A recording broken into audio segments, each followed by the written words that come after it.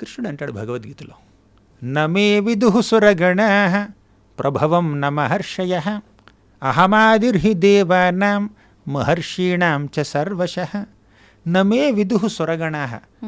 సురగణ అంటే గొప్ప గొప్ప దేవతలు, సురులు. ఓకే. మహర్షీణాం అంటే మహర్షులు, గొప్ప గొప్ప మహామహా యోగులు, ఋషులు, మునులు.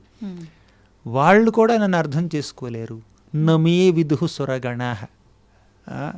ప్రభవం న మహర్షయ. నా యొక్క ప్రభావాన్ని, నా యొక్క తత్వాన్ని, నా యొక్క గొప్పతనాన్ని, నా యొక్క లీలల్ని ఋషులు, దేవతలు కూడా అర్థం చేసుకోలేరు అని కృష్ణుడు అన్నాడు. ఓకే. ఎందుకు? అహం ఆదిర్హి దేవానాం మహర్షీణాం చ సర్వశః. ఈ దేవతలందరికీ, ఈ మహర్షులందరికీ ఆది నేనే. వారు నా నుంచే ఉద్భవించారు. నా నుంచే పుట్టిన నీకు నా గురించి ఏం తెలుస్తుంది? కాస్త కూస్త తెలుస్తుంది, కానీ మొత్తం తెలుసుకోలేవు నువ్వు.